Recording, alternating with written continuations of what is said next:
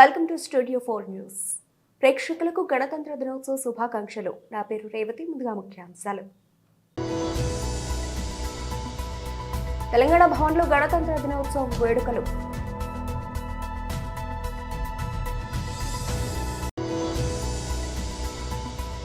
దేశ ప్రజలకు ప్రధాని మోదీ గణతంత్ర దినోత్సవ శుభాకాంక్షలు.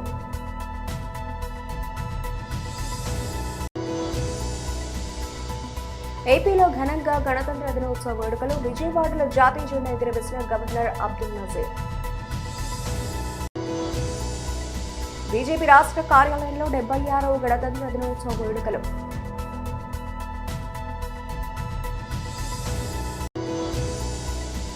రెండో టీ20 కూడా భారతే.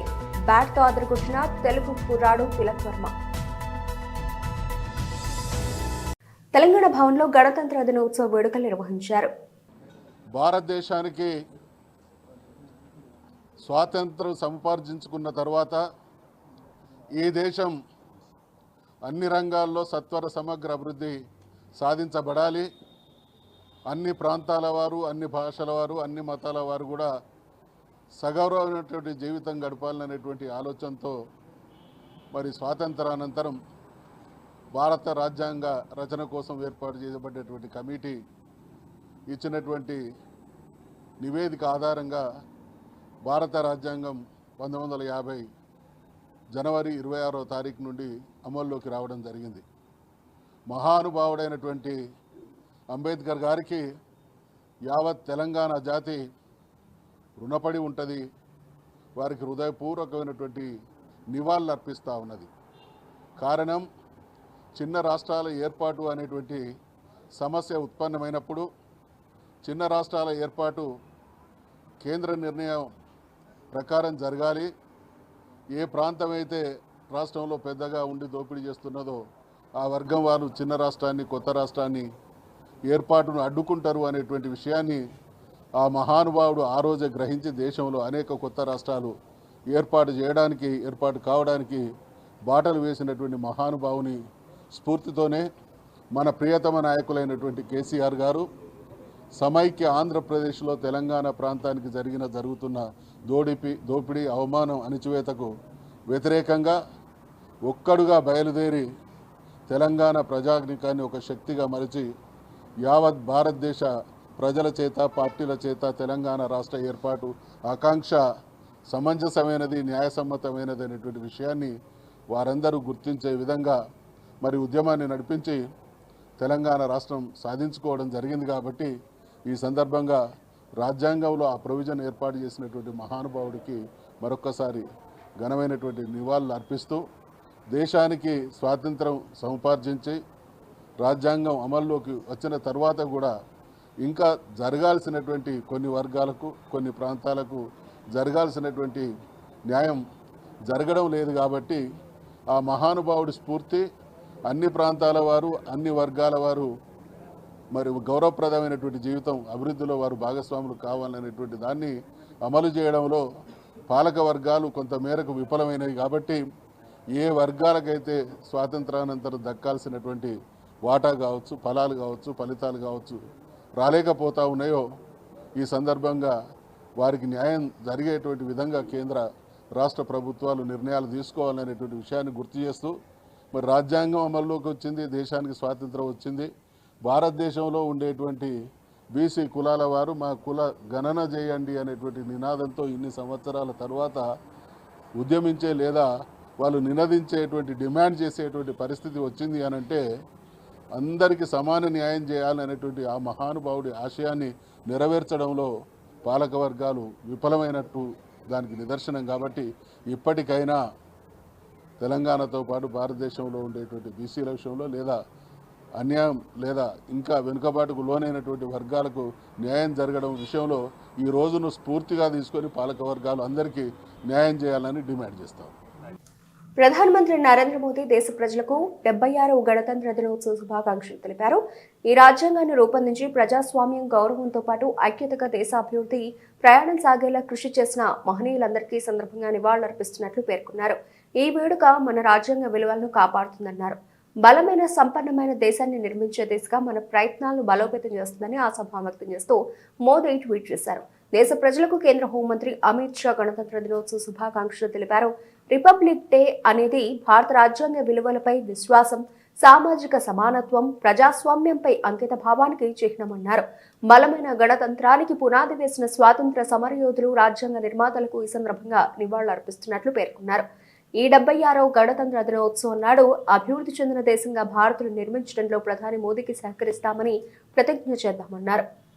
ఆంధ్రప్రదేశ్ రాష్ట్ర వ్యాప్తంగా రిపబ్లిక్ డే వేడుకలు ఘనంగా నిర్వహిస్తున్నారు. వాడవాడలా మువ్వన్నెల జెండా రెపరెపలాడింది. ప్రభుత్వ, ప్రైవేటు కార్యాలయాలు, విద్యా సంస్థలు జాతీయ జెండాలను ఎగురవేశారు. విజయవాడలోని ఇందిరాగాంధీ మున్సిపల్ మైదానంలో రాష్ట్ర ప్రభుత్వం ఏర్పాటు చేసిన గణతంత్ర దినోత్సవ వేడుకల్లో గవర్నర్ జస్టిస్ అబ్దుల్ నజీర్ జాతీయ జెండాను ఆవిష్కరించారు. పోలీసుల నుంచి గౌరవ వందనం స్వీకరించారు. కార్యక్రమంలో సీఎం చంద్రబాబు నాయుడు, ఉప ముఖ్యమంత్రి పవన్ కళ్యాణ్, మంత్రి నారా లోకేష్ తదితరులు పాల్గొన్నారు. ఈ సందర్భంగా గవర్నర్ జస్టిస్ అబ్దుల్ నజీర్ మాట్లాడుతూ రాష్ట్ర ప్రజల అభివృద్ధిని కోరుకుంటున్నారన్నారు. ప్రజల ఆకాంక్షలు నెరవేర్చే దిశగా కూటమి ప్రభుత్వం పనిచేస్తోందన్నారు. గత ప్రభుత్వం భారీ అప్పులు చేసి సమస్యలు సృష్టించిందన్నారు. విశాఖ స్టీల్ ప్లాంట్ కు కేంద్రం నుంచి ప్రత్యేక ప్యాకేజీ వచ్చేలా ఈ ప్రభుత్వం కృషి చేసిందన్నారు. స్వర్ణాంధ్ర విజన్ దిశగా ప్రభుత్వం అడుగులు వేస్తోందని అన్నారు. ప్రజలకు ఆరోగ్యం, ఐశ్వర్యం, ఆనందం కలగాలనేదే తమ నినాదమని పేర్కొన్నారు. ప్రభుత్వ 10 సూత్రాల అమలు ద్వారా అనుకున్న లక్ష్యాలు సాధిస్తామని ఆయన వివరించారు. This remarkable mandate was a powerful rejection of the previous regime's misrule and a resounding endorsement of the leadership of Honorable Chief Minister Shri Chandrababu Naidu Garu and the coalition led by the NDA government. The people's trust reflects their faith in the proven governance, vision and commitment to the development demonstrated by the Chief Minister. It is now our solemn responsibility to fulfill this trust, rebuild the state and transform every challenge into an opportunity under the guidance of his visionary leadership. Immediately after forming the government, it was our moral duty to understand and inform the people about the true extent of damage done to the state by the misgovernance of the previous regime. This was done through the 7 white papers brought out by our government. Such was the deplorable state of Andhra Pradesh finances that we were compelled to first present a vote on account budget. The vote on account budget provided the breathing space needed to examine the depth of the fiscal management, uncover the diversion of funds, and understand the numerous liabilities and unpaid dues that had crippled governance. It was a critical step in laying the groundwork for the recovery process and in restoring financial discipline. The NDA government, under the leadership of Honorable Prime Minister, has extended its complete support and cooperation in overcoming the financial hurdles and taking the state back on development path. Government of India has brought Polavaram project back on track by releasing funds, supporting in reviving the stalled works of Amaravati capital city, and also reviving Visakhapatnam steel plant through a special package which was on the verge of collapse. Complementing the union government efforts, the state government has revived the centrally sponsored projects and is working towards stabilizing the state finances. Marking the first significant step towards charting a new path for Andhra Pradesh's recovery growth, our government has crafted an ambitious roadmap, the Swarnandhra Vision 2047. BJP రాష్ట్ర కార్యాలయంలో 76వ గణతంత్ర దినోత్సవ వేడుకలు నిర్వహించారు. స్వయం సేవక సంఘ్ లాంటి అనేక సంస్థలను నిషేధించి కార్యాలయాలకు తాళాలు వేసి ఆ రోజు కాంగ్రెస్ పార్టీ ప్రభుత్వం శ్రీ ఇందిరాగాంధీ గారు ఏ రకంగా పౌర హక్కులను కాలరాచిందో, రాజ్యాంగాన్ని అవమానం చేసిందో దేశ ప్రజలు అర్థం చేసుకోవాల్సిన అవసరం ఉంది. ఇవన్నీ కూడా రాహుల్ గాంధీకి అర్థం కాదు, ఆయన అర్థం చేసుకునే ప్రయత్నం చేయడు. అందుకే ఈరోజు భారతీయ జనతా పార్టీ మీద బురద జల్లేటువంటి ప్రయత్నం చేస్తూ ఉన్నారు. అందుకే భారతీయ జనతా పార్టీ ప్రభుత్వం నిర్ణయించింది, భారతీయ జనతా పార్టీగా మనం కూడా నిర్ణయించాము. ఈరోజు రాజ్యాంగ గౌరవ దినోత్సవంగా సంవిధాన్ గౌరవ అభియాన్ ఈరోజు మనం ప్రారంభించబోతా ఉన్నాం. ఈ రోజు నుంచి సంవత్సరం పాటు ఈ దేశంలో ఉన్నటువంటి ప్రతి ఇంటికి వెళ్ళాలి, ఈ దేశంలో ఉన్నటువంటి ప్రతి బస్తీకి ప్రతి గ్రామానికి వెళ్ళాలి, ప్రతి ఒక్కరి దగ్గరికి వెళ్ళి డాక్టర్ బాబాసాహెబ్ అంబేద్కర్ యొక్క గొప్పతనాన్ని, ఆయన రూపకల్పన చేసినటువంటి రాజ్యాంగం యొక్క గొప్పతనాన్ని, ఇంతకుముందు లక్ష్మణ్ గారు చెప్పినట్టు మదర్ ఆఫ్ డెమోక్రసీ ఈ దేశంలో ఉంది. గతంలో కూడా అనేక రకాలుగా రామాయణం నుంచి తీసుకున్నప్పటికీ కూడా మరి మదర్ ఆఫ్ డెమోక్రసీ ఈ యొక్క భారతీయ సంస్కృతిలో, భారతీయ జీవన విధానంలో ఉన్నది. దాన్ని ఈరోజు డాక్టర్ బాబాసాహెబ్ అంబేద్కర్ ఇచ్చినటువంటి రాజ్యాంగంతో మరింత విస్తృతంగా, మరింత గౌరవంగా దాన్ని ఈరోజు అమలు చేసుకుంటున్నాం. మన చుట్టుపక్కల దేశాలు అనేక రకాలుగా వైఫల్యం చెందాయి. రాజ్యాంగం కానీ, అక్కడ ఉన్నటువంటి పౌర హక్కులను కానీ, ప్రజాస్వామ్యాన్ని కానీ అమలు చేయడంలో వైఫల్యం చెందాయి. శ్రీమతి ఇందిరాగాంధీ కూడా ఆ దిశలో ప్రయాణం చేసింది. ప్రజాస్వామ్యాన్ని, పౌర హక్కులను రద్దు చేసేటువంటి ప్రయత్నం చేసినప్పటికీ కూడా దేశ ప్రజలు 77లో కాంగ్రెస్ పార్టీకి గుణపాఠం చెప్పి ఈ దేశంలో డాక్టర్ బాబాసాహెబ్ అంబేద్కర్ రాజ్యాంగమే ఉన్నతమైంది, ఆ హక్కులే మాకు కావాలని చెప్పి 77లో దేశ ప్రజలందరూ కూడా శ్రీమతి ఇందిరాగాంధీ ఆ యొక్క మంత్రివర్గ సభ్యులందరినీ కూడా ఓడించి దేశ ప్రజలు మరొకసారి డాక్టర్ బాబాసాహెబ్ అంబేద్కర్ యొక్క రాజ్యాంగానికి పూర్తి మద్దతు ప్రకటించిన విషయాన్ని, జనతా పార్టీని గెలిపించిన విషయాన్ని ఈ సందర్భంగా మనవి చేస్తా ఉన్నాను. అందుకే ఈరోజు మన రాజ్యాంగము మన గౌరవము, మన హమారా సంవిధాన్ హమారా స్వాభిమాన్ అనేటువంటి ఆలోచనతో ఈరోజు ప్రతి భారతీయుడు, ప్రతి భారతీయ జనతా పార్టీ కార్యకర్త ఆ దిశలో ముందుకు వెళ్లాల్సినటువంటి అవసరం ఉంది. ఈ తాటాకు చప్పుళ్లకు, ఈ యొక్క పనికిరాని మాటలకు, అర్థం పర్థం లేని విమర్శలకు ఎక్కడ కూడా భయపడాల్సిన అవసరం లేదు. మనం మనస వాచ ఈ యొక్క భారత రాజ్యాంగం పట్ల, డాక్టర్ బాబాసాహెబ్ అంబేద్కర్ ఆలోచన విధానం పట్ల మనం కట్టుబడి ఉన్నాము. కాబట్టి ఎవరికి భయపడాల్సిన అవసరం లేదు, వెనకడుగు వేయాల్సిన అవసరం లేదు. అంబేద్కర్ స్ఫూర్తితో భారత రాజ్యాంగాన్ని ఇంటింటికి మరొకసారి తీసుకెళ్లేటువంటి ప్రయత్నము మనం అందరం చేయాలి. అనేక రాష్ట్ర ప్రభుత్వాలు గెలిచినటువంటి, ప్రజల యొక్క తీర్పుతో గెలిచినటువంటి ప్రభుత్వాలను 5 మ్యాచ్ల T20 సిరీస్ లో భాగంగా గత రాత్రి చెన్నైలోని ఎంఏ చిదంబరం స్టేడియంలో ఇంగ్లాండ్తో జరిగిన ఉత్కంఠ మ్యాచ్లో భారత్ విజయం సాధించింది. తొలి T20లో తేలిగ్గా లొంగిపోయిన ఇంగ్లీష్ జట్టు ఈసారి చివరి వరకు పోరాడి ఓడింది. తెలుగు కురాడు తిలక్ వర్మ అద్భుత బ్యాటింగ్ తో ఇంగ్లాండ్ ఆటలు సాగలేదు. చివరికి 2 వికెట్ల తేడాతో విజయం సాధించిన టీమిండియా 5 మ్యాచ్ల సిరీస్ లో 2-0 తేడాతో ముందంజలో నిలిచింది. ఇంగ్లాండ్ నిర్దేశించిన 166 పరుగుల లక్ష్య ఛేదనలో బరిలోకి దిగిన భారత జట్టు 19 పరుగులకే ఓపెనర్లు సంజు శాంసన్, అభిషేక్ శర్మ వికెట్లను కోల్పోయింది. దూకుడుగా ఇన్నింగ్స్ ప్రారంభించిన కెప్టెన్ సూర్యకుమార్ యాదవ్ కూడా ఆకట్టుకోలేకపోయాడు. గత మ్యాచ్లో ఇంగ్లాండ్ నిర్దేశించిన 133 పరుగుల లక్ష్యాన్ని 13 ఓవర్లలోనే చేరుకున్న భారత్ ఈసారి తడబడింది. వరుసపెట్టి వికెట్లు కోల్పోయింది. జో జురేల్ 4, హార్దిక్ పాండ్యా 7కు తేలిపోయారు. అయితే వాషింగ్టన్ సుందర్ మాత్రం కొంతవరకు పోరాడి 26 పరుగులు చేశాడు. ఇక ఓటమి ఖాయమనుకున్న వేళ మరో ఎండ్లో పాతుకుపోయిన తిలక్ వర్మ ఆశను పెంచాడు. సిక్సర్ల బాధతో జట్టును విజయం దిశగా నడిపించాడు. ఆర్చర్ కార్స్ల బౌలింగ్ లో 6 బంతుల వ్యవధిలో 3 సిక్సర్లు బాది ఊపు తెచ్చాడు. వికెట్లు పడిపోతున్నా నిబ్బరంగా ఆడుతూ జట్టును విజయం దిశగా నడిపించాడు. అయితే 17వ ఓవర్లో ఒకే ఒక్క పరుగు రావడం, హర్షదీప్ అవుట్ కావడంతో మ్యాచ్ ఉత్కంఠభరితంగా మారింది.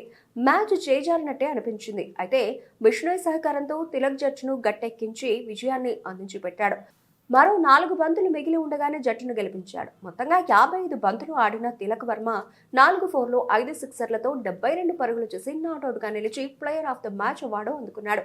ఇంగ్లాండ్ బౌలర్లలో బ్రైటన్ కార్స్ కు 3 వికెట్లు దక్కాయి. అంతకుముందు టాస్ ఓడి బ్యాటింగ్ కు దిగిన పర్యాటక జట్టు 20 ఓవర్లలో 9 వికెట్లు కోల్పోయి 165 పరుగులు చేసింది. 26 పరుగులకే ఓపెనర్లు సాల్ట్ డకెట్స్ వికెట్లను కోల్పోయింది.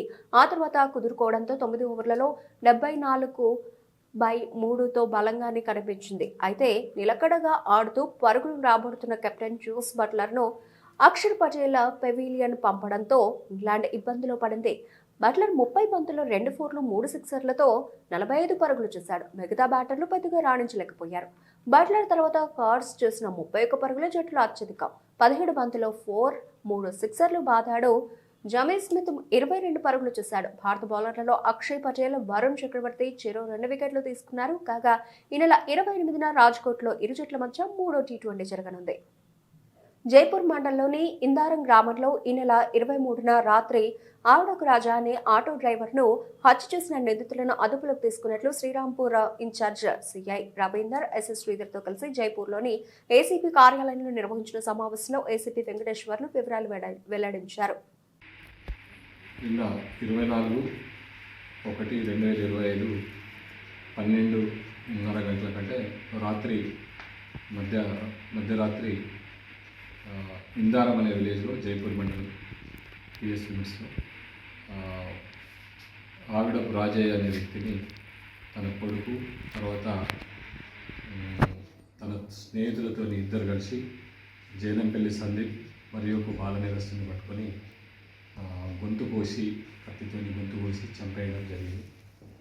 ఈ చంపేయడానికి ముఖ్య కారణం ఏంటంటే ఈ బాల నేరస్తుడు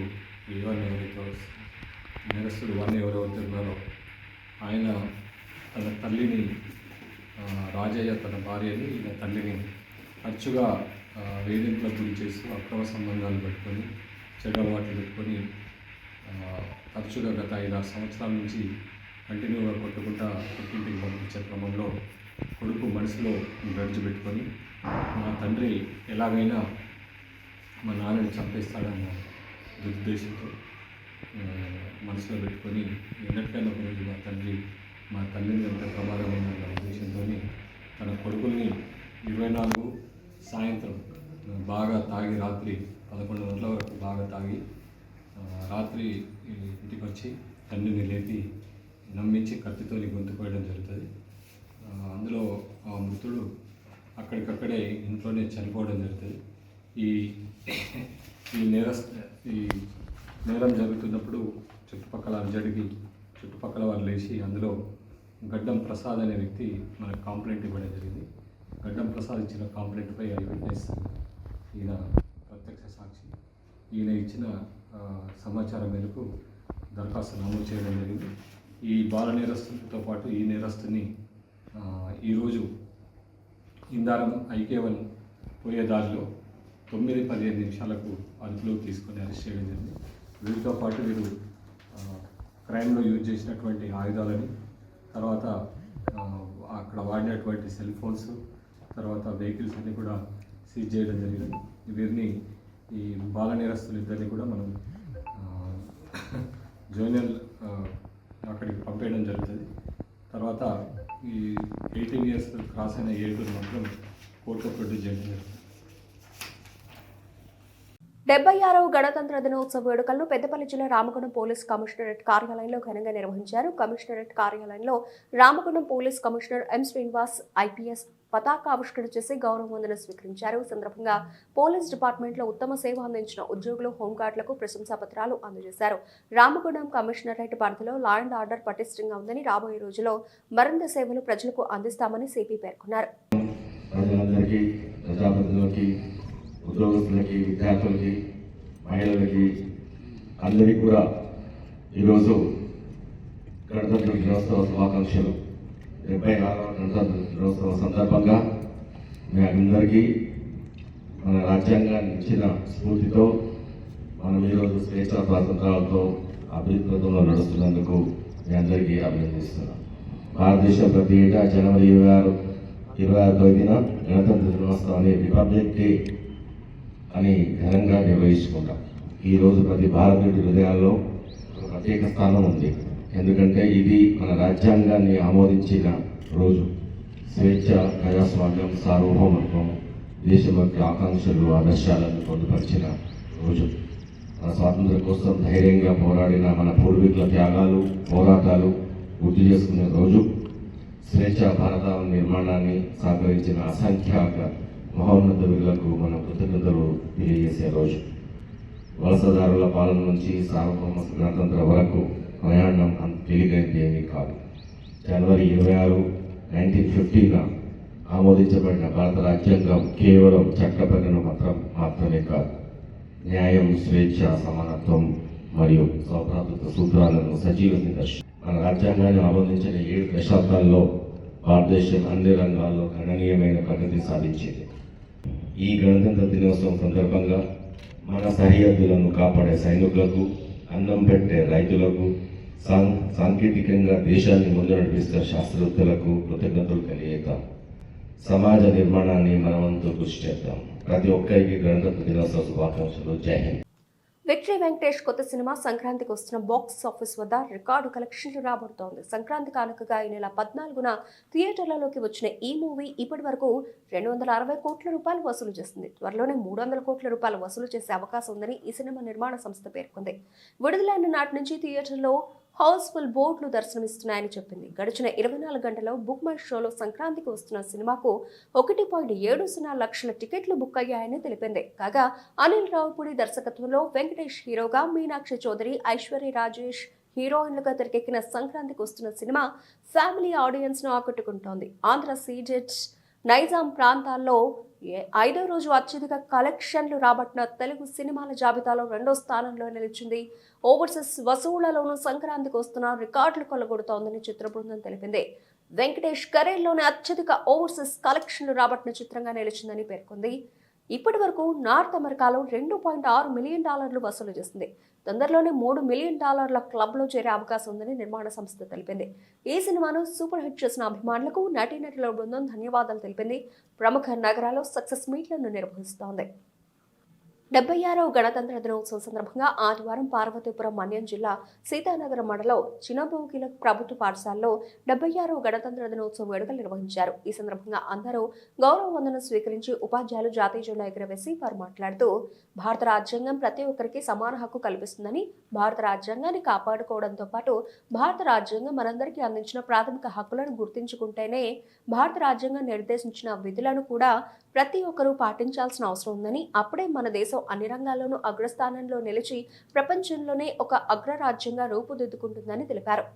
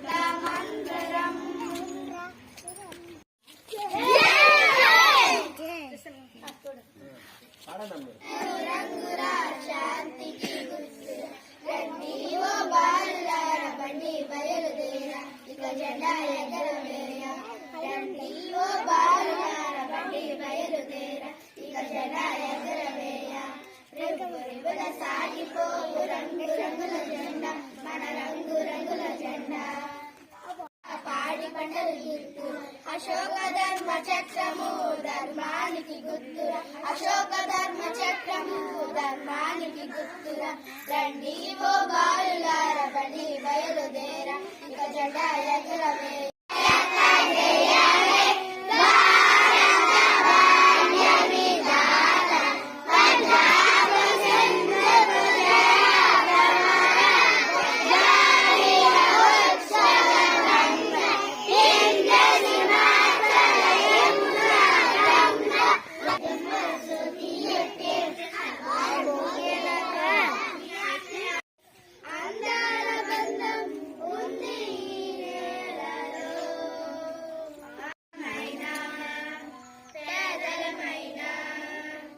రాజ్యాంగాన్ని అమలుపరుచుకుని 76 సంవత్సరాలు మనకి కావస్తుందన్నమాట. కాబట్టి మన దేశం యొక్క సౌభ్రాతృత్వాన్ని, అలాగే మన దేశం యొక్క స్వేచ్ఛ స్వాతంత్రాలను, పరిధులను, మన దేశ పరిపాలనను ఏ విధంగా జరుపుకోవాలి అనేది అది రాజ్యాంగంలో ఉంటుంది. ఆ రాజ్యాంగాన్ని అమలుపరుచుకున్న రోజు నుంచి మనకి రిపబ్లిక్ డే జరుపుకుంటున్నాం. మరి ఆ రాజ్యాంగాన్ని డాక్టర్ బిఆర్ అంబేద్కర్ యొక్క సారథ్యంలో రచించడం జరిగింది. కాబట్టి ప్రతి ఒక్కరూ కూడా భారత పౌరులు అనే వాళ్ళందరూ కూడా రాజ్యాంగబద్ధంగా జీవించాలి. ఎవ్వరు కూడా అతీతులు కాదు. కాబట్టి ఎంత గొప్ప వాళ్ళైనా రాజ్యాంగంలోనే ఉండేటటువంటి అంశాలకు బద్దులై మనము నడుచుకోవాలి. తెలంగాణ భవన్లో గణతంత్ర దినోత్సవ వేడుకలు.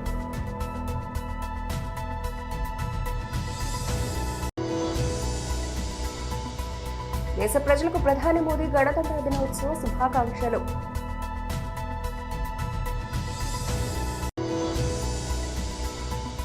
ఏపీలో ఘనంగా గణతంత్ర దినోత్సవ వేడుకలు. విజయవాడలో జాతీయ జెండా ఎగురవేసిన గవర్నర్ అబ్దుల్ నజీర్. బీజేపీ రాష్ట్ర కార్యాలయంలో 76వ గణతంత్ర దినోత్సవ వేడుకలు.